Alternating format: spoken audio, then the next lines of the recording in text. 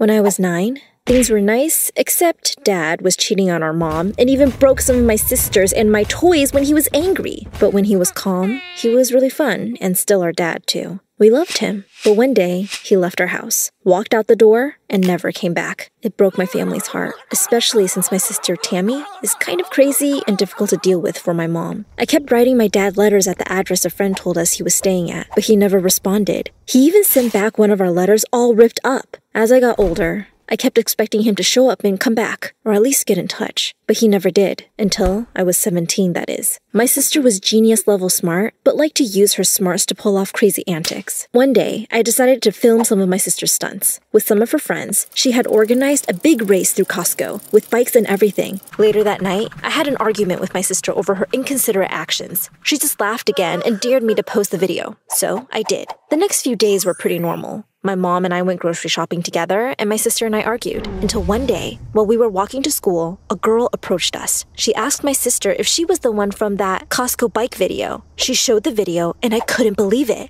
My video had over 700,890 views. Over the next few days, my video got more and more popular. I even got a bunch of subscribers. Some were angry, saying how my sister and her friends should be punished for what they did. A lot wanted to see more videos, though. I wasn't sure what to think. I posted a new video. It got thousands of views. The next day, it had 500,000, and the Costco bike video had even more. I also had a message from TikTok that I would now be verified and could earn ad money on the videos. We also got offers from places like Walmart and McDonald's for us to do stunts at their locations for PR. Maybelline wanted us to be the faces of their next ad geared at teens, and we said yes. Our mom wasn't sure what to think and wasn't pleased about our highway picnic stunt, but Tammy promised to tone it down. So Mom agreed that we could keep up our video thing. Over the next few weeks, I filmed more and more of my sister's crazy antics. How she started a spaghetti fight at school. How she brought a ladder into a movie theater and watched a whole movie with it. How she paid a parking ticket on a piece of toilet paper. Crazy stuff like that.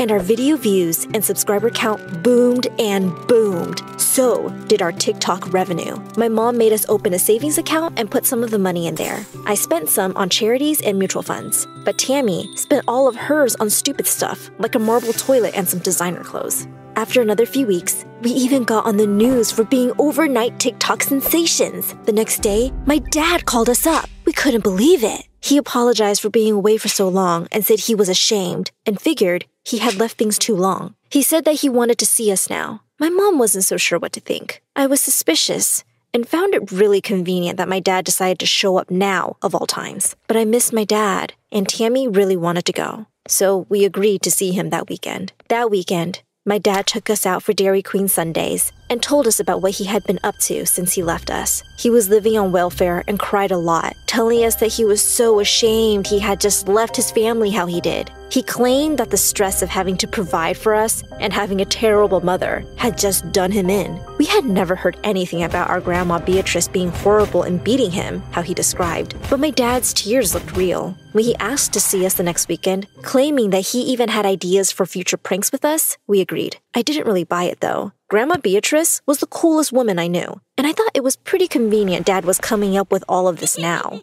But my sister was really psyched about having seen him, and at having the prospects of having new ideas for pranks, since I didn't come up with many myself. I tried convincing my sister, but she wouldn't listen to anything against our dad. Even called me jealous since he had complimented her on her fearlessness. The next few weeks, I refused to see my dad. Tammy and him came up with a few prank ideas together, like filling our high school with balloons and switching out our local barber's toupee. These videos did well, but I was still suspicious. Tammy and I still hung out and went shopping together downtown. That night, we were on our way home when we saw our dad. He didn't see us though. He was very drunk with his back to us, sitting on a patio surrounded by beer bottles with a friend. He was telling her how the only reason he had come back was to make a fortune off his famous, stupid kids. He was laughing about he had lied about his mom being terrible and fed us a sob story that we had bought hook, line, and sinker. My sister and I hurried home. I was upset, but not overly surprised. Tammy was completely enraged though. At home, she was determined to get revenge on our dad. She created a list of crazy revenge ideas,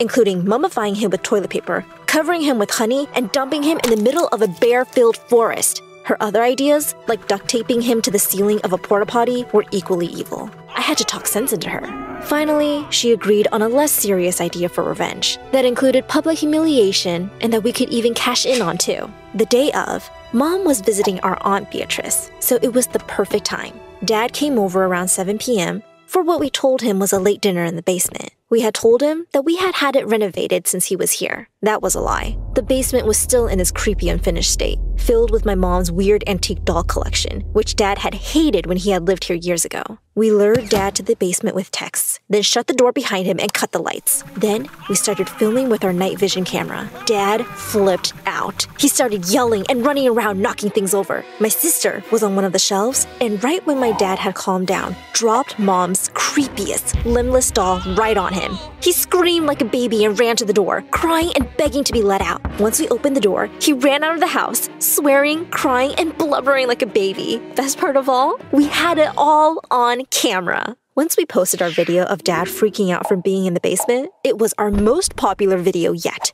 It got over 2 million views. That night, when we got home from school, Mom was waiting for us with a worried frown. Turns out, Dad was suing us for mental trauma received from the basement. He was trying to claim that he now had post-traumatic stress from our prank and even had an old sleazy lawyer friend who was willing to go to court with this. Mom was upset with us and worried, while Tammy wanted to enact her toilet paper, honey, and bear plan. I managed to talk her down to a more reasonable idea. Unfortunately for my dad, a quick Google search found that his lawyer friend was a third-rate crook who was a passable lawyer, but nothing more. Tammy and I, on the other hand, could afford the best lawyer that money could buy. This lawyer was handsome, talented, and as good as they come. In court, it took only a few hours for him to annihilate the so-called case of my dad and get him literally laughed out of court. He even got a small spot in the local newspaper mocking him too. Tammy and I were thrilled, and my mom was so relieved. Little did we know that this wasn't the end of my dad's nonsense. A few days later, he appeared on a talk show special, focused on a tell-all about Tammy's and my childhood, about how we were such terrible, homicidal kids that we drove him away. Tammy and I couldn't believe what we were seeing. Dad was making up lies, like that we had pinned him to a wall and thrown knives at him. And the host and audience actually seemed to be believing him. On our videos and emails, Tammy and I started to get threatening, angry messages. At school, some people even started avoiding us. Tammy would just yell at the people who were avoiding us, but I could hardly look at them. We knew that we had to do something. The lawyer had actually hit it off with my mom and were dating. He suggested we sue our dad for libel. I just wanted all this drama to be over with, but we clearly needed to drive away our dad once and for all. So, we sued our dad $500,000 for all the lost subscribers and revenue. Dad kept appearing on more talk shows and telling ridiculous stories about us, how we'd tried to bury him alive, crazy stuff like that, and had his sleazy lawyer friend come on to back up his stories too. My mom was devastated. It was starting to get awkward going into public. Tammy wasn't doing great either. She broke her leg while trying to do a running jump onto the back of a moving train. I tried talking to her and making her see sense, but she was determined to keep doing crazier and crazier stunts, especially to show up Dad. I knew she wouldn't calm down until we figured out the situation with our dad. Finally, Tammy and I had an idea. We got together a bunch of Dad's former friends and associates to testify that he was an all-around bad guy, complete with a mugshot from when he got convicted from lying a decade ago. It wasn't long before apologies were flooding in and our subscriber count shot back up. Tammy and I were glad, but we just wanted some peace for a while. The next week, Tammy and I thought things were back to normal. We didn't make any videos, but we had a nice week with my mom. She was happy too, since things were getting serious with the lawyer, who was a good man. There was no sign of our dad either. When we came home from school one day, though, all that changed. Dad was camped outside our house. As soon as he saw Tammy and I, he beelined for us and started crying about how sorry he was, how he was a changed man, how we had to forgive him. Tammy and I could hardly bear to look at him. My dad claimed that he had been to church and seen the error of his ways. I told my dad that if he was really sorry and wanted the best for us, then he'd leave us in peace. But he told us that he couldn't bear the guilt, that we had to forgive him. Tammy and I finally had to leave, since he wouldn't listen to reason. Inside the house, Mom and us tried to have a normal dinner, but Dad was still sitting on the lawn in his dirty clothes, camped out. We figured he would get bored or hungry eventually, so we decided to just leave him be. Over the next few weeks, though, he stayed there like a leech. Nothing worked to budge him. We tried calling the cops for trespassing, but since his name was still on the house's lease, They couldn't get rid of him. We even tried paying him off, but he kept demanding more and more money. We finally managed to get a restraining order on him, but when the cops showed up, he managed to dodge them every time. Mom was distraught. We had no clue what to do. I couldn't go on like this. Tammy and I sat down with my mom and talked about what we could do. It really seemed like our dad wasn't going to leave us alone until we were as broke and miserable as he was. But I had a plan. We had all that money in our savings account from our TikTok videos, and money was still pouring in. We needed to move to a fancy gated community. Mom wasn't totally swayed, since she wanted us to stay humble and save that money for college.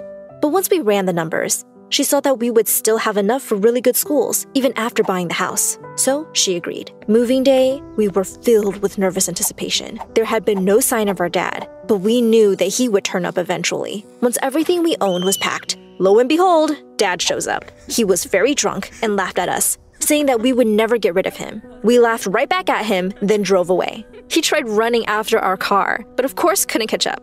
Our new house was beautiful, 2 times the size of our old one, with a magnificent infinity pool. Tammy, my mom, and I were so psyched. Every so often, we'd hear about how my dad would try sneaking in, but he never could get past the gated community security. Tammy and I kept making videos of us roller skating through fancy restaurants, using a pizza for frisbee, silly stuff like that. Our subscriber count kept going up and up. Mom even married the lawyer. Life was good, better than good. It was fantastic. Everything wasn't perfect, though. Now that we were so famous, we were receiving criticism about our videos and their impact on our viewers, especially since one girl got hurt after attempting to replicate Tammy's Costco stunt. Tammy tried to laugh it off, saying that everyone was getting upset over nothing. I wasn't so sure, though. I filmed a video of just me, apologizing for everything and warning people not to try most of these at home. I also donated some money to the viewer who got hurt.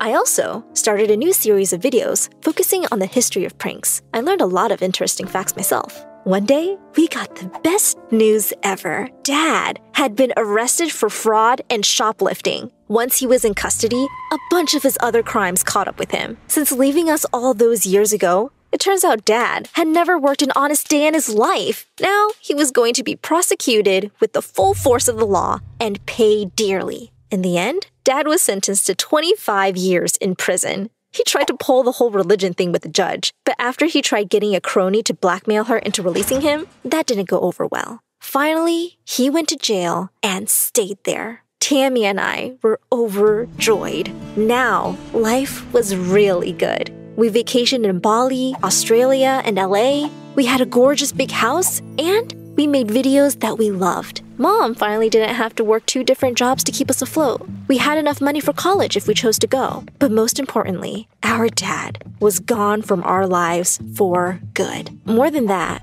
something inside me had been healed. I had always taken it personally that Dad had left. But now I had seen what a terrible human being he was. We had been willing to give him a second chance, and he had thrown it in our faces. Now though, I was at peace.